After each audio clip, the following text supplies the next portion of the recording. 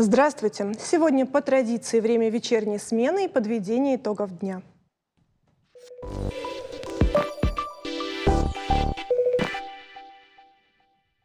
23 октября вышел указ главы республики о мерах по предупреждению распространения новой коронавирусной инфекции на территории Республики Северная Осетия-Алания. Как и все, что связано с COVID-19, он тут же вызвал живой интерес со стороны общественности. Мы пригласили к нам в студию представителя Роспотребнадзора по республике Веру Кайтукову, чтобы она популярно объяснила, в чем суть новых ограничительных мер и что грозит нарушителям. Здравствуйте, Вера. Спасибо, что пришли к нам. Тем более важно рассказать, на пальцах объяснить людям, что теперь нового в ограничениях. Ну, из нового это в первую очередь, конечно, введение QR-кодов. То есть при посещении определенных объектов, в частности, это кафе, рестораны, иные организации общественного питания, это фитнес-центры, это бассейны, это спортивные залы, спортивные клубы, концертные залы, кинотеатры, театры, то есть иные досугово-культурные учреждения. Теперь для посещения данных объектов совершеннолетним гражданам необходимо наличие QR-кода. То есть QR-код – это код, который доступен в личном кабинете на госуслугах людям, которые прошли вакцинацию против ковид. Но есть альтернатива QR-коду, то есть либо QR-код, либо сертификат о прохождении вакцинации на бумажном носителе, либо ПЦР-тест, которому не более 3 дней, то есть отрицательный ПЦР-тест на коронавирусную инфекцию, либо же медицинская справка о том, что человек не более полугода назад переболел COVID-19. Все эти документы действительны при предъявлении документа, удостоверяющего личность. Получается, что люди, у которых медотвод, они лишаются досуга, по большому счету, да? Или... Нет, нет, это абсолютно не так. Я поэтому говорю, что все перечисленные мной документы это все взаимозаменяющие документы. Просто их нужно будет время от времени обновлять? Просто их время от времени, да, нужно будет обновлять. То есть если человек имеет медицинский отвод, соответственно, он не проходит вакцинацию против ковид, тогда либо он, да, обновляет ПЦР-тест, то есть получается каждые 3 дня он должен предоставлять отрицательный ПЦР-тест, либо, да, вот все перечисленные документы. Как долго будет длиться вот такой режим? Ну, знаете, точного ответа нет, такая довольно расплывчатая фраза «до улучшения эпидситуации». Но, в принципе, более точного ответа, я думаю, сейчас никто вам не даст, не то, что у нас в стране, но и во всем мире. Потому что вы видите, что происходит. Ну, давайте также скажем, что грозит нарушителям. И с той, и с другой стороны. И с той, и с другой стороны, да, к сожалению, ковид – это тема не новая, да, уже 2-й год мы живем, да, всем миром вот в этой ситуации, поэтому, естественно, уже разработана, отработана, да, система привлечения к административной ответственности как и субъектов предпринимательства, так и обычных граждан. Здесь есть 2 статьи, потому что в основном уполномочено на привлечение к административной ответственности 2 ведомства на сегодняшний день. Это мы, то есть Управление Роспотребнадзора, и это Министерство внутренних дел. Соответственно, статья 6.3 КоАП РФ и статья 20.6.1 КоАП РФ. Ну, чуть-чуть расшифрую. 6.3 – это наша ведомственная статья, это нарушение санитарно-противоэпидемических требований, а 20.6 это несоблюдение правил поведения в период режима повышенной готовности. Он у нас действует с марта прошлого года, введен указом главы республики как раз-таки ввиду ситуации с распространением новой коронавирусной инфекции. Для граждан штрафы от 5000 рублей, для индивидуальных предпринимателей минимальный штраф 50 000 рублей. И если это юридическое лицо, ну, к примеру, общество с ограниченной ответственностью, то здесь штраф от 200 000 рублей. Но надо отметить, что в отношении более злостных нарушителей мы можем применить помимо денежного штрафа еще такую меру наказания, как временное приостановление деятельности. И временное приостановление деятельности может быть назначено на срок до 90 суток. Сурово. Ну, сурово, но в то же время действенно. А вы наблюдаете улучшение ситуации? То есть люди, может быть, становятся осознаннее с течением времени, или все-таки еще рано об этом говорить? Ну, говорить о такой вот всеобщей какой-то осознанности, к сожалению, на сегодняшний день пока рановато. Вот, к сожалению, хочется с глубоким прискорбием это отметить, да. Потому что то, что касается субъектов предпринимательства, да, с ними уже как-то более или менее выстроен диалог, потому что, сами понимаете, да, я вам озвучила те меры ответственности и, ну, так скажем, да, больно бьет по карману. То есть несоблюдение противоковидных мероприятий, они понимают, что либо это удар по их бюджету, либо это приостановление деятельности, а это тоже в их случаях, тем более если мы говорим о каких-либо крупных торговых объектах, то есть это колоссальные убытки материальные, зачастую временное приостановление им обходится, так скажем, дороже даже, чем денежный штраф. Вот. А то, что касается наших граждан, ну, к сожалению, на сегодняшний день как-то трудно до них достучаться. Ну, в принципе, не хочется граждан больно бить по карману, да, в отличие от бизнеса.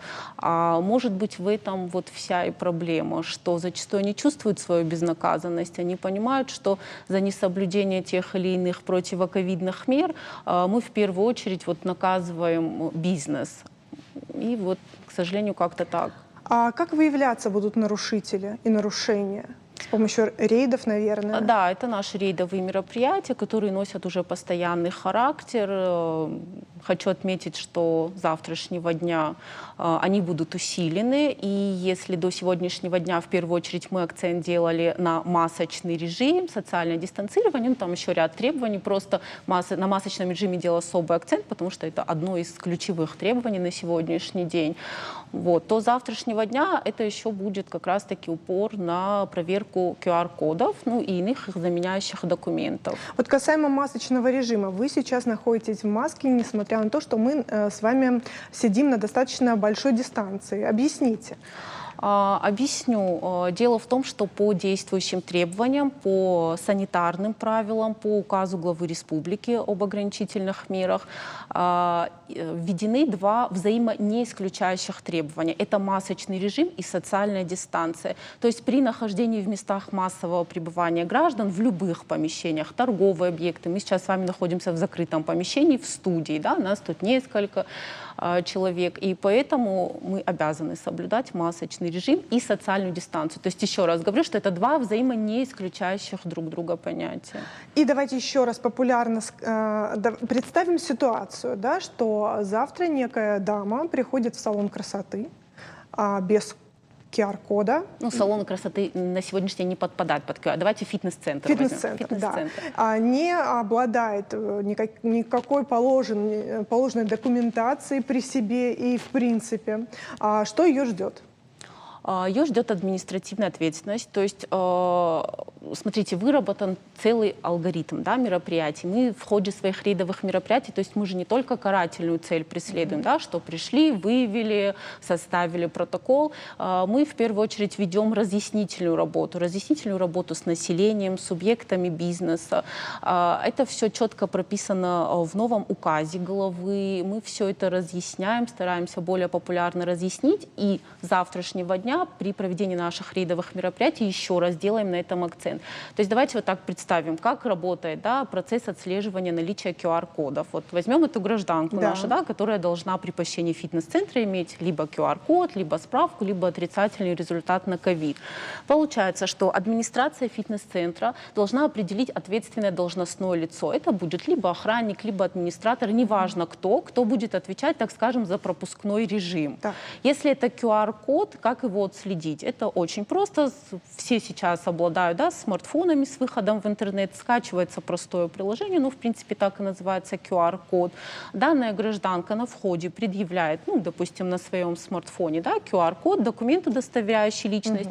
Уполномоченный сотрудник фитнес-центра считывает этот QR-код, сравнивает данные с паспортом, то есть там будет соответствующая расшифровка, номер QR-кода, отметка о том, что он действителен, инициалы, паспортные данные данного лица.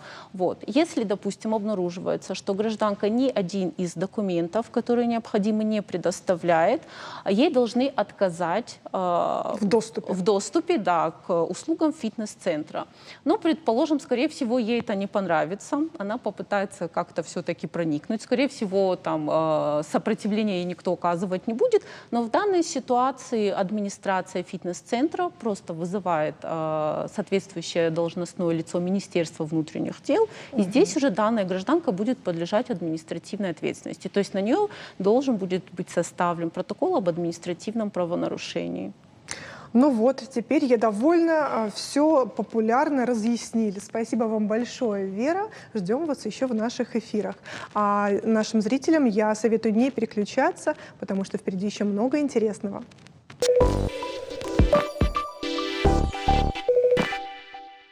Владикавказ медленно, но верно обретает новый, более совершенный облик. И, возможно, жителям города хотелось бы ускорить этот процесс, но городская администрация предпочитает качественное благоустройство быстрому.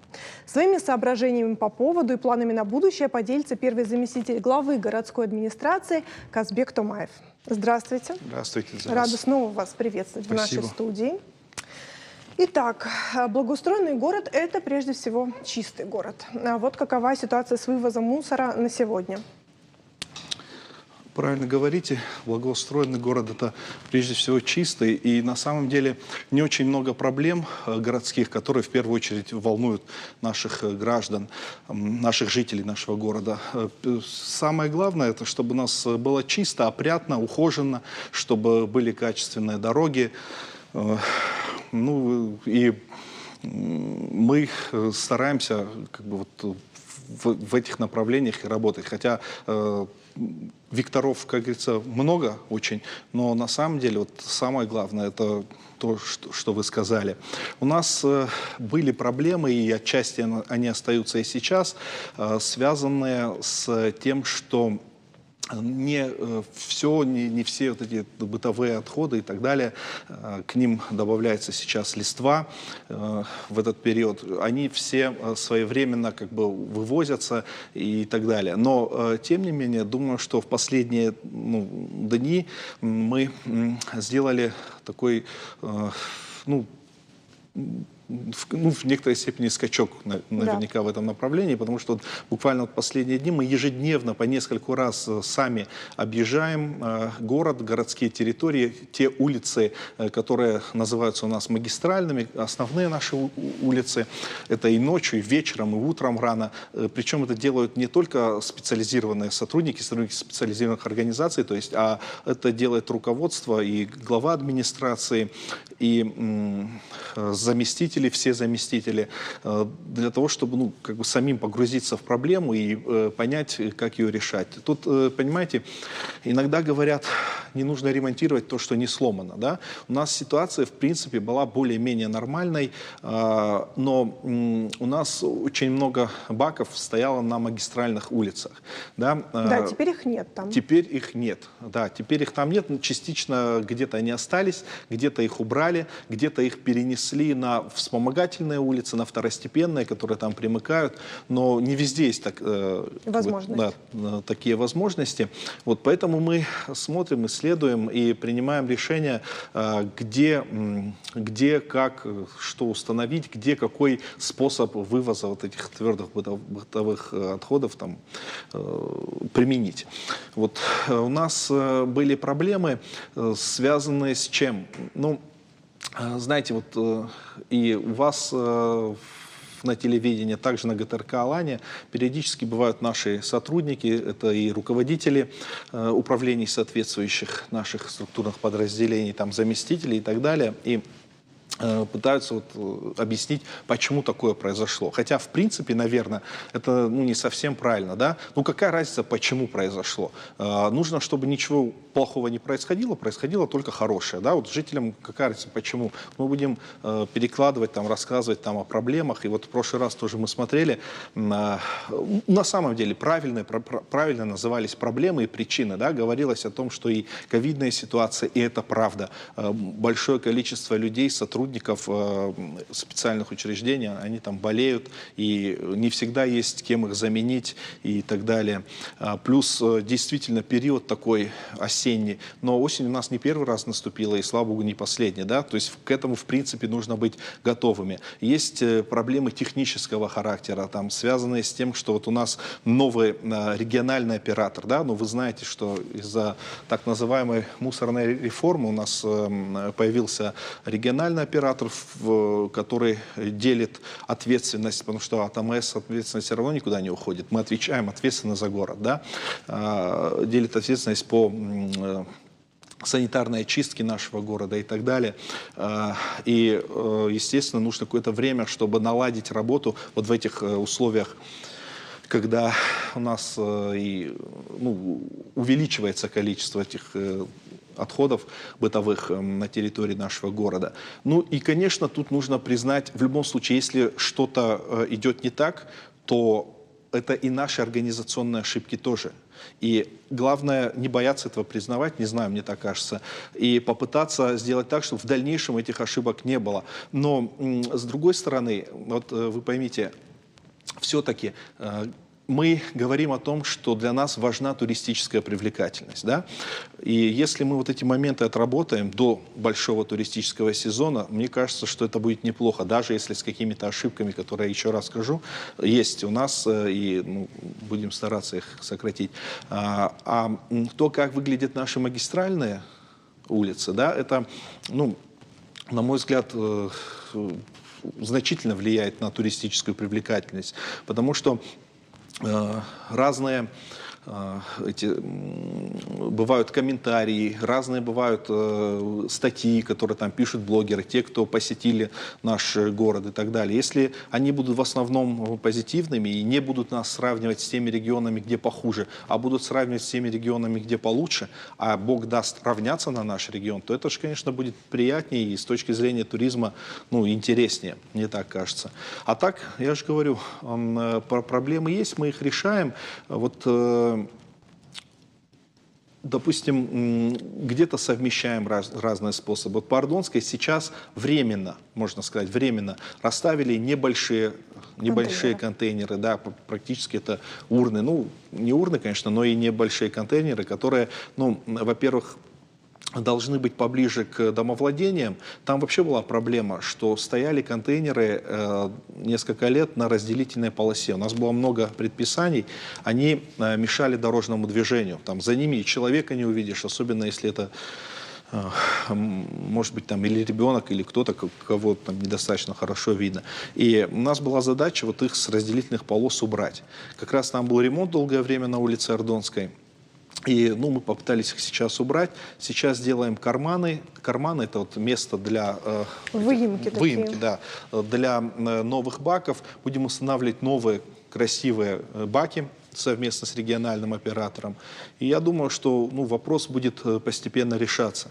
Если вот у вас есть еще какие-то вопросы именно это касательно? У меня есть вопросы, но также мы работаем в прямом эфире, и вопросы есть у наших зрителей. Давайте примем звонок. Давайте. Потом я расскажу тогда. Давайте, здравствуйте. Доброго вечера, добра и счастья всем. И вам. Здравствуйте. Я на правах старого обратиться к Шамилевичу, беспокоит вопрос. В городе Владикавказ в течение энных времени всегда проводились ярмарки. Мое пожелание, Казбек Шамилевич, нужно возобновить эту работу, организовать, чтобы фермеры напрямую торговали. Это помогать имущим. Где-то в местах организовать бесплатно могли торговать, что позволит сбросить цены. Наша часть населения сможет приобрести и овощи. Плохая связь, к сожалению. Но я как понимаю, вопрос касался осенних сельхозярмарок. По ярмаркам, да. Их будем организовывать совместно и с республиканскими властями, с Министерством сельского хозяйства. Я думаю, что подобные ярмарки проведем. И тут важно тоже локацию для них, ну, то есть место определить, чтобы оно было востребовано для наших граждан. Мы возьмем на заметку, и я думаю, что в ближайшее время информацию об этом до жителей нашего города доведем. Да, и я еще раз хочу напомнить телефон нашей студии 72 28 86. Ждем ваших звонков. Мы прервались. А с темой вывоза мусора мы закончили? Ну, тут, знаете как, мы закончим, когда у нас будет чисто. Очень чисто. Потому что сейчас, я же говорю, ситуация, на мой взгляд, вот именно последние дни несколько улучшилась. Мы с Эрой, это региональный оператор, проводили там совещания, не просто совещания, прям по городу проезжали, определяли зону ответственности их, нашу. То есть, и, естественно, просто нужно понять, что без доброго понимания, без желания идти друг другу навстречу, многие вопросы не решить. Вот сейчас даже юридические моменты, юридические аспекты, они не абсолютно четкие.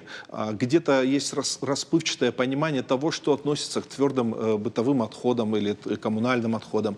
Не совсем понятны какие-то моменты, кто за что отвечает и так далее. Но и в разных регионах это по-разному. И мы тоже, когда вот проводим наше совещание, мы говорим, да, мы можем уйти в юридическую плоскость, и это будет соревнование наших юристов. Но пока будет идти соревнования наших юристов, потом там будет идти соревнования блогеров, кто хуже напишет и так далее. Зачем нам это нужно? И, в принципе, доброе понимание есть. Я думаю, что сейчас у нас нет никаких разногласий, их особо и не было с региональным оператором. Я думаю, что будем стараться отрабатывать, если каждый будет от души выполнять то, что должен выполнять, да, и не бояться сделать что-то такое, что не прописано в регламенте, то я думаю, что-то сверх нормы. Да, что-то сверх нормы, правило. вот просто не бояться этого, то я думаю, что мы вопрос этот отрегулируем. Казбек, у нас следующий звонок, давайте примем. Мы вас слушаем. Алло. Здравствуйте, ваш вопрос. Добрый вечер. Мой вопрос, вот как раз он говорил о мусорных баках. Чигрина, 17. Напротив нашего дома стоят баки мусорные. Им, наверное, лет по 30-40. Внизу они как решето, дырявые. Мы писали в администрацию, они отправили в префектуру Иристонскую, они отправили в экосервис, и никаких сдвигов нету. Пусть он помогут нам, чтобы поменяли вот эти баки. Представьтесь, пожалуйста. Меня зовут Лариса. Лариса, вы редактору еще номер телефона оставьте, но я, в принципе, адрес записал. Шигрина, 17. Значит, завтра, край послезавтра мы попросим Эру и наши соответствующие службы, чтобы там вам установили другие баки. Но единственный такой момент, у вас, наверное, старые железные, да? Уже прервался звонок у нас? Видимо, Лариса. Ну хорошо, ладно, тогда так скажу. Вот смотрите, у нас какие проблемы вообще возникают? Почему мы не можем класть баки там, где мы считаем, что для них как бы нормальное место? Да? Очень многие жители просят нас, чтобы баки ставили возле соседних домов. Или где только не рядом с нами. Только не рядом с нами, понимаете? Вот привожу пример своего дома. Я говорю, посмотрите, арка, у нас здесь бак, но если его регулярно чистить, там не будет никаких. А наша задача уже как раз, чтобы регулярно чистить и так далее. А люди вот говорят, я даже не могу цитировать, вот лично мне там пожилые женщины говорили, с которыми мы общались, что Фалтау там и говорит, что-нибудь сделайте нехорошее, чем рядом со мной эти баки поставить. Но где вот такие совсем острые места, да, мы, где реально там слишком близко и так далее, мы стараемся идти, конечно, навстречу. Но есть моменты, допустим, многоквартирные дома по улице Ордонской, 5-этажки. Есть дома по улице Ленина. Даже сейчас вам пример приведу, хотя адрес не буду говорить полностью, но все равно. Вот не хотят. Вот там есть нормальные территории, по санпинам выдерживаются, ставим туда баки, их выкатывают. У нас даже видео есть, вот нам говорили, покажите сюжеты, но там тоже закон о персональных данных и так далее. Да. А так можно показать этих перекатчиков баков. То есть ставим в нормальные места, адекватные места, не под окнами, где-нибудь там поодаль в соответствии с санитарными нормами. выкатывают их на дорогу. То есть ведется разъяснительная беседа и так далее. А там, где не выкатывают, где-то мы берем, ставим железные, чтобы их не могли ну или чтобы труднее их было выкатать. Но я же говорю, опять-таки, это редкие случаи, где нам не удается договориться с людьми. Там выносят, значит, ставят все равно мусор на тех местах, где на магистральных улицах, где это было. Да, мы еще шутим, что там третья проблема — это марсиане, которые выходят и этот мусор складируют. На самом деле это наши жители.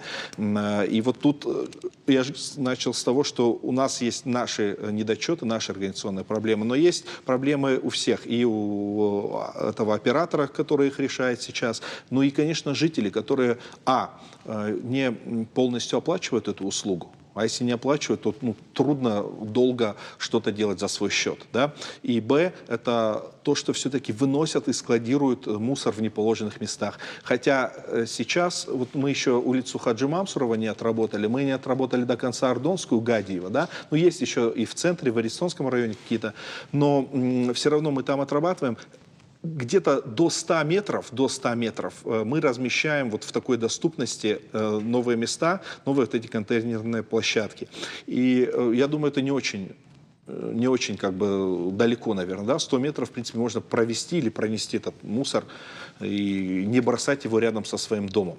Да? Казбек, вынуждена вас прервать. Звонок еще один. Давайте. А я вот просто по тому звонку еще буквально секунду скажу. Да. Если не обещает Лариса не выкатывать, что они не будут выкатывать контейнеры, то мы эти железные поменяем, я же говорю, вот сегодня, завтра, послезавтра поменяем их на эти пластиковые контейнеры. Я думаю, вполне себе сделка. Ну да. Здравствуйте. Алло, здравствуйте. Представьтесь, пожалуйста. Меня зовут Элла. Очень приятно. Ваш вопрос. Я живу по адресу Арестонская, 1. Хотелось бы сказать большое спасибо за своевременный вывоз мусора. У нас фактически никогда не бывает полных баков. У нас их 3 во дворе стоит. Но возникла такая проблема. Сейчас очень много собралось листвы, сухой листвы. Своими силами даже дети собрали в пакеты, но тут проблема в том, что мы не знаем даже, кому позвонить, чтобы листву вывести. И теперь у нас там такая куча листвы собралась, что даже к бакам не подъехать. Вот такая проблема. Куда девать адрес листву? зафиксировали, ну тут куда ее девать? Девать ее туда, где она сейчас есть, они ее там складировать должны, как бы, ну по идее, по правилам в мешках, но даже если нет, ее всю вывозят. Очень большое количество машин вывезли вот за эти выходные дни. Но я же говорю, адрес мы зафиксировали и вывезем оттуда, естественно, тоже. Она там не останется. И вот в ближайшее время мы постараемся с Арестонской 1 вывести. Наверное, стоит поблагодарить, что не жгут эту листву. Да, конечно. Лучше мы будем ее вывозить и сталкиваться с такими проблемами, чем вот этот дым, который, конечно, всем смог мешает. Ну что, все тогда с вывозом мусора мы завершили. Давайте, да. Давайте тогда, вы говорили об улицах, и в связи с улицами невозможно не упомянуть о состоянии дорог. Вот что делается в этом направлении, и насколько у нас сейчас безопасные и качественные дороги? Ну, есть федеральный проект национальный, да, вы правильно его назвали, «Безопасные и качественные автодороги». Там ремонтируются дороги. У нас в городе также. Вот на следующий год республика дает увеличенную субсидию на ремонт, реконструкцию дорог. Кроме этого, мы большее внимание сейчас будем уделять ямочному ремонту, потому что капитальными ремонтами все равно все охватить невозможно. И очень много есть вопросов, связанных с разрытиями. У нас вот та же самая Ордонская, да, которую долго ремонтировали ее намного дольше, чем изначально планировали. Да. Вот и на следующий год у нас тоже проблема такая, я честно скажу, откровенно. Есть уже денежные средства там в районе... Ну, будут они в районе до 700 миллионов рублей, да, на которые мы должны будем отремонтировать городские дороги. Но вопрос в чем заключается? Под асфальтом есть коммуникации. которые достаточно устаревшие. По ним, к сожалению, федерального проекта такого прям четкого, как БАК, то безопасные качественные БКД, безопасные качественные автодороги, нет. Поэтому тут приходится в других каких-то федеральных проектах, программах участвовать. Плюс еще республика нам помогает, и плюс наши денежные средства, которые мы тоже на это затрачиваем. Вот в Арнольдске тоже так получилось. Просто бы поставили асфальт, его бы сейчас уже нужно было вскрывать. Но там заменили коммуникации, которые там десятилетиями не менялись. И примерно по такому пути нам придется пойти и вот по другим дорогам. Поэтому вот сейчас мы, сегодня буквально был список улиц, которые мы хотим отремонтировать, да, на следующий год.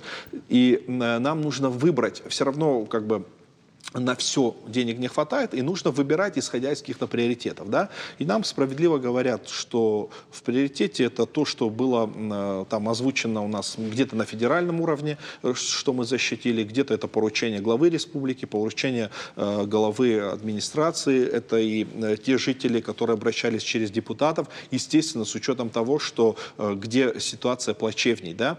Но мы еще исходим из того, где коммуникации лучше или хуже. То есть, исходя из этого, у нас как бы две стратегии. В первую очередь демонтировать там, где коммуникации достаточно свежие, и с другой стороны, там, где они там совсем старые, чтобы заодно полностью капитально поменять эти коммуникации. И вот из-за этого у нас чуть-чуть мы отстаем во времени в том, чтобы сейчас, допустим, проторговать следующий год. Но в ближайшие дни эта работа будет по мониторингу этих сетей проведена, и я думаю, что мы в этом году успеем заторговать и выйти на то, что уже будет у нас понятно, какие дороги будут ремонтироваться в следующем году и сколько их будет. Но это будет кратно больше, чем в предыдущие годы и больше, чем в этом году. И момент, вот я начал с ямочного ремонта, по разрытиям, все равно от них никуда не деться. Здесь на ближайшем собрании представителей, сессии собрания представителей, мы формируем в нашем тоже в подведе, который занимается благоустройством, формируем такую организацию, даже не подразделение, которое будет заниматься вот этим ямочным ремонтом, в том числе не ожидая нашей организации, которые занимаются коммунальными услугами, то есть не ожидая, пока они там все это запломбируют или сделают, это мы уже будем делать сами, самостоятельно. И я думаю, что в этом плане срок восстановления вот этих дорог, изрытых и так далее, он сократится. Давайте примем еще один звонок. Давайте. Здравствуйте. Здравствуйте. Представьтесь, пожалуйста. Меня зовут Царица. Я звоню из свидетельства Рихау. Так. Почему бы у нас по улицам вот эти контейнеры не ставить? А то у нас проблема в чем? Мы не знаем, во сколько машина подъедет. И мы оставляем от своего двора свой мусор. Сбрасывает ее. Очень плачевном состоянии они бывают. А вот мусорные контейнеры будет экономнее вот этой машине тоже разъезжать по всему. У нас 5 километров в одну сторону, 5 километров в другую сторону. Территория села. Пусть контейнеры поставят, и будет легче населению даже. Спасибо, спасибо. Я как понимаю, этот Зорикал, может быть, ошибаюсь, но суть в том, что в селах нужны контейнеры. Ну, я думаю, что наш оператор региональный тоже это как бы следит за ситуацией и передачу, надеюсь, смотрят. Вот в любом случае мы эту информацию передадим, и, может быть, они так и сделают. Там есть своя специфика в селах, и даже в поселках городского типа, там, допустим, в Октябрьском, там, ну, допустим, накапливают эти твердые бытовые отходы в течение от 3 до 7 дней. Потом проезжает машина, и они все выносят и отдают там в какое-то специально оговоренное время. Если мы такое сделаем в городе, допустим, то тут коллапс такой будет, что листва нам покажется детскими какими-то играми. Поэтому не всегда то, что на одной территории действует, можно применить на другой и обратно. Но в данном случае мы попросим регионального оператора, чтобы проработали этот вопрос, ну и с руководством района, чтобы как-то, если есть такая необходимость, порешали, может, какие-то изменения внесли вот в способ вывоза мусора. Так, наверное, мы прервемся на блок рекламы и потом примем звонок. Согласны? Конечно. Не переключайтесь.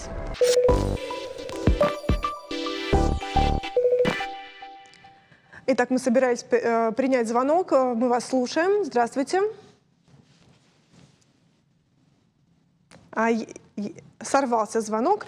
Казбек, давайте мы с вами также затронем тему трамвая, потому что мы одна из старейших республик, где мы пользуемся этим романтическим средством передвижения. Да. И что здесь у нас, какие есть сложности или, может быть, новая жизнь у нашего трамвайного депо?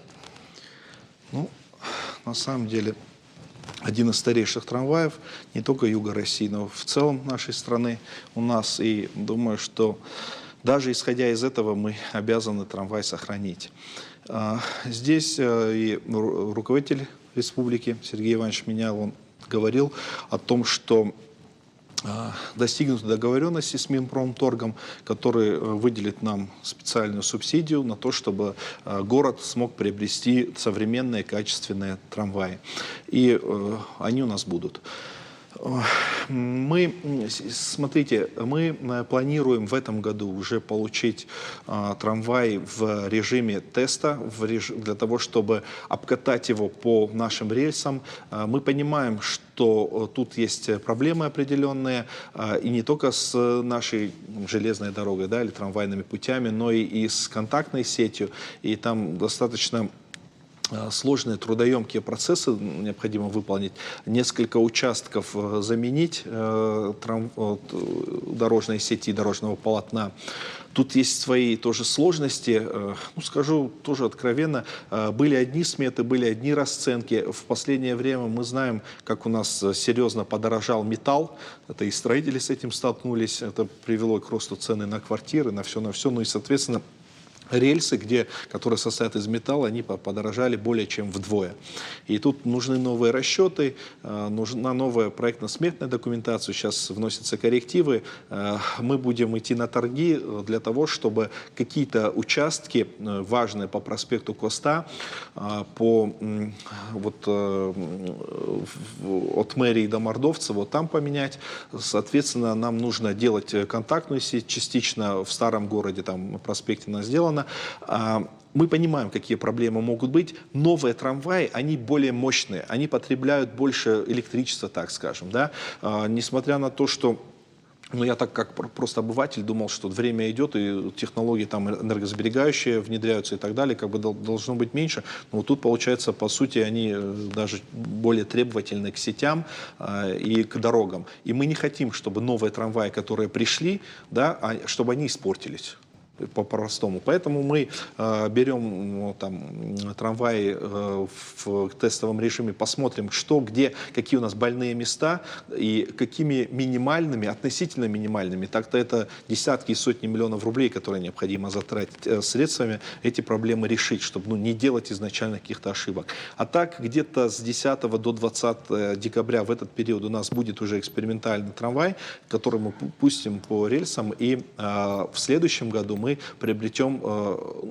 приобретем, а получим трамваи по субсидии. Но тут еще момент, они тоже подорожали. Трамваи тоже подорожали, и, возможно, их количество, может быть, будет чуть меньше, чем мы изначально планировали. Но в любом случае потребности города они перекроют. И если у нас такой, по сути, новый старый вид, обновленный вид экологически безопасного транспорта появится, я думаю, что это будет большим украшением для нашего города, большим достижением наших республиканских властей. Ну и если мы хорошо сможем решить те проблемы, то и городских тоже. И давайте совсем коротенько, к сожалению, перейдем с проезжей части на пешеходную. Здесь что по благоустройству территории? Ну, тут что? Пешеходная зона, конечно, тоже интересно. У нас в этом году в новом формате прошло голосование. Честное голосование через кабинеты, там с телефона нельзя было более чем один раз проголосовать. Мы из 50 зон выбрали 18, на которых постараемся сконцентрировать наши усилия. Ну, тоже могу говорить, наверное, честно, что по федеральной программе мы получаем субсидию на это чуть менее 90 миллионов рублей на эти 18 зон. Но для того, чтобы всех их отремонтировать, чтобы они были в том виде, в котором мы хотим, по вот предварительным укрупненным подсчетам, нужно порядка 500 миллионов рублей. Поэтому мы будем делать их поэтапно, будем просить дотацию дотационные средства у республики. Республика в этом плане максимально идет, конечно, навстречу. Будем изыскивать и свои возможности. У нас бюджет в этом году, городской бюджет, так же, как и республиканский, значительно вырос по сравнению с прошлым годом. Возросли собственные доходы. Надеемся, в следующем году ситуация будет такой же. Главное, чтобы вот ковид нам тоже не мешал, потому что любые локдауны, вынужденные локдауны, которые мы делаем для того, чтобы ситуацию эпидемиологическую чуть-чуть в русло привести, они, конечно, сказываются на бизнесе и на поступлениях налогов и так далее. Но надеемся, что в следующем году тоже бюджет будет больше, и мы сможем больше вот этих зон отремонтировать. Помимо этого, свыше 40 дворовых территорий мы тоже планируем отремонтировать.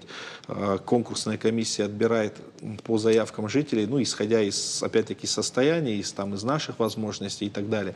И думаю, что в этом плане тоже не хуже, чем в текущем году мы отработаем. В текущем году, вы знаете, у нас реконструкция площади фонтанов на морских пехотинцах идет. Еще несколько зон мы сделали в текущем году. Поэтому, если совсем коротенько, то, наверное, так. А последний вопрос. Просто нам дозвонились, передали редакторы вопрос от телезрителя. В районе мединститута по улице Куйбышева там перерыта дорога. И вот когда закопают, видимо. Куйбышева? Да, Куйбышева, район мединститута. Давайте сейчас я вам, может быть, точно сроки не скажу. Зависит от объема, но мы постараемся это сделать тоже в максимально короткие сроки. А вы берите на контроль и говорите нам, если мы что-то вдруг пообещали и вдруг не сделали. Спасибо вам большое. Сроки. Ждем Будем вас делать. еще в наших эфирах. Хорошо, спасибо вам. Не переключайтесь, у нас еще один блок впереди.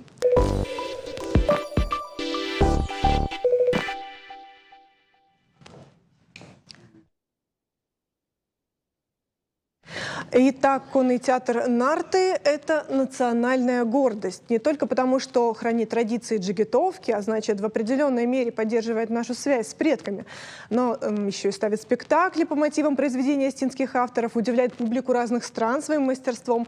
И, ко всему прочему, этот театр смог буквально возродиться из пепла, снова, как говорится, сесть на коня. А чем живет театр сегодня и как функционирует в условиях ковидных ограничений, расскажет его директор Махарбек Кукоев. И вы сегодня пришли не одни. Представьте, пожалуйста, ваших спутников. Девушка у нас Нателла Казити.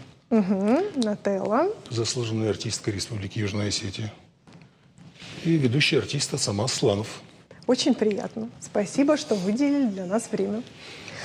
А в начале 90-х, с 90-е прошлого века, театр «Нарты» гремел.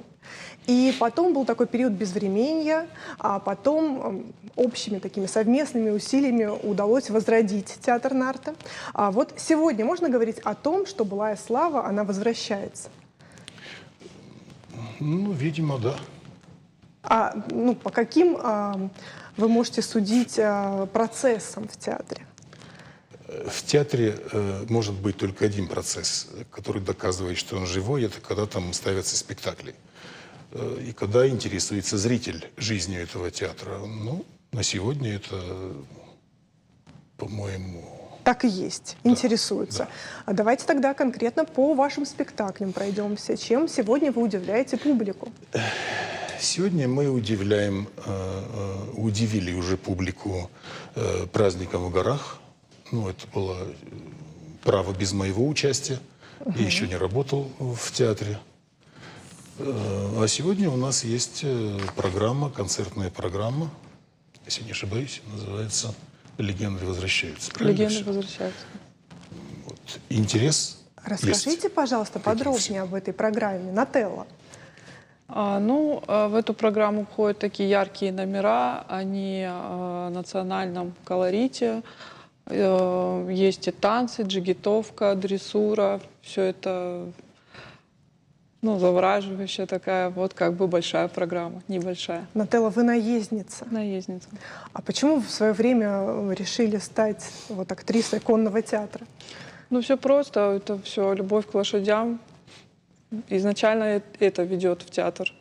А потом все, большой зритель, это все захватывает. То, что в театре столько всяких, эмоций много получаешь в этом театре, и от этого уже никуда не деться. Это как наркотик. Все, ты туда попал, ты уже оттуда не уйдешь. А мне интересно, Цамаза тоже привела любовь к лошадям в театр? Нет. А что? Я больше любил драматический театр. Я поступил на актерский факультет. Анатолий Гаврилович Зываев набрал курс в 1997 году специально для нашего театра. И вот туда я поступил.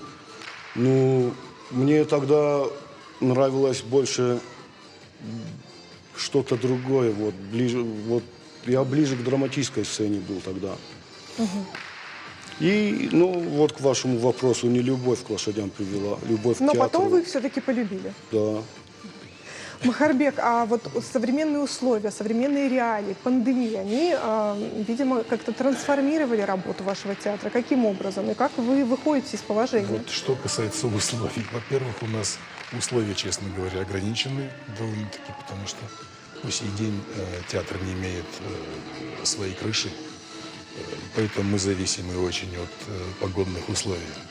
Они у нас, честно говоря, не очень простые. Да? А в условиях пандемии мы пытаемся соблюдать все требования, но работаем. То есть спектакли не будут отменяться? Спектакли будут отменяться, потому что есть указ главы. Да. Поэтому, к сожалению, не все граждане, которые приходят к нам, не все зрители, они привиты, не вакцинированы, поэтому нам придется, видимо, какие-то спектакли отменить. А что же с планами на Новый год, например? На Новый год мы планируем детскую постановку. Об этом чуть позже. А сколько у вас актеров сейчас? Актеров людей и актеров животных? Актеров лошадей 11 и актеров людей 22 человека. И все дружно уживаются в едином коллективе. Как вам это удается? То есть вам, как директору, как удалось достичь этого? Не знаю, как это ребятам удается с животными так уживаться. Ладить. Да, надо их спрашивать. А что касается зарубежных гастролей? Что было, что будет? Были зарубежные гастроли. Понятное дело, что в нынешних условиях, опять же, это что-то из области фантастики, как будто бы новый друг.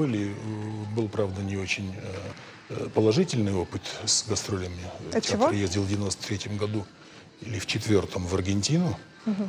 Что-то там произошло с импресарио. И в 2004 году в Иран, в Исламскую республику. Скажем, тоже не очень удачная гастроль была.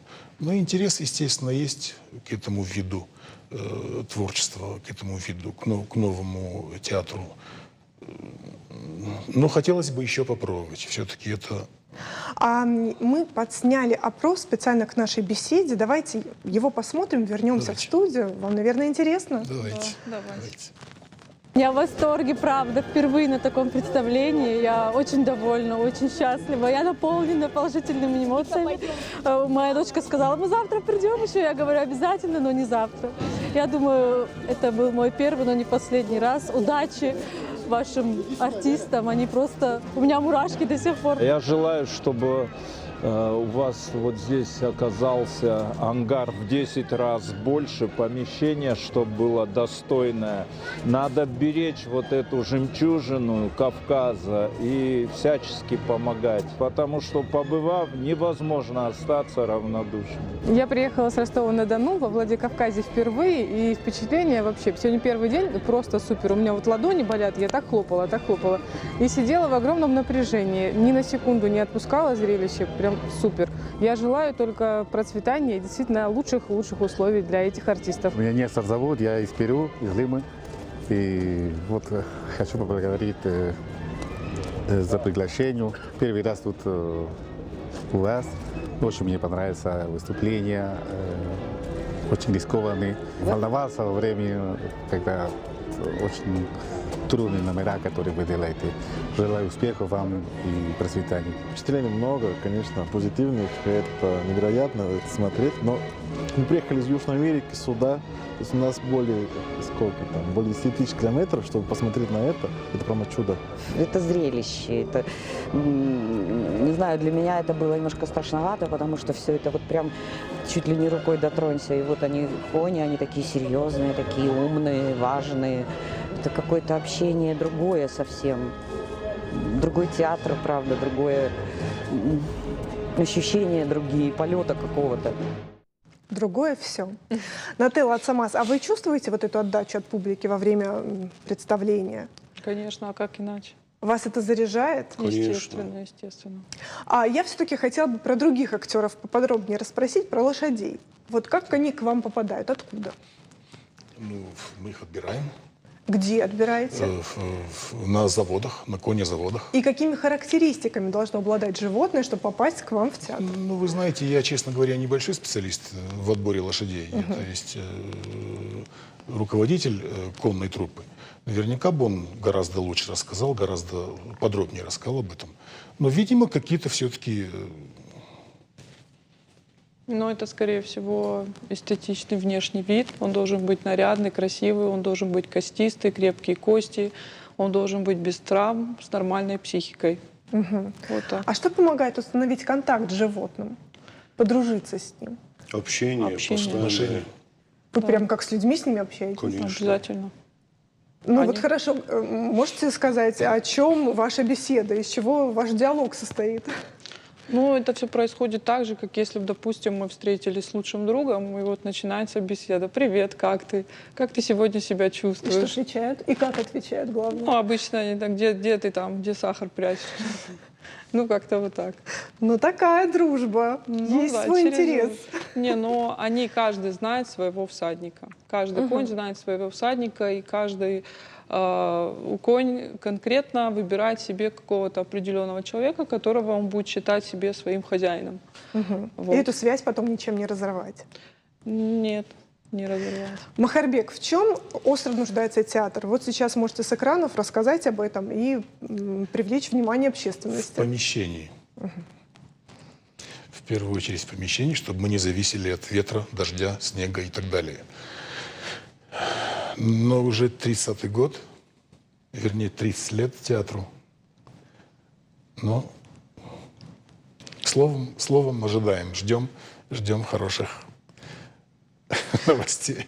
Ну, 30 красивая цифра. 31, да, как я понимаю? Да, 31 год. Дай бог, чтобы все ожидания ваши сбылись в кратчайшие сроки. И я желаю вам благодарной публики. Спасибо, что дарите нам такие зрелищные представления. Спасибо.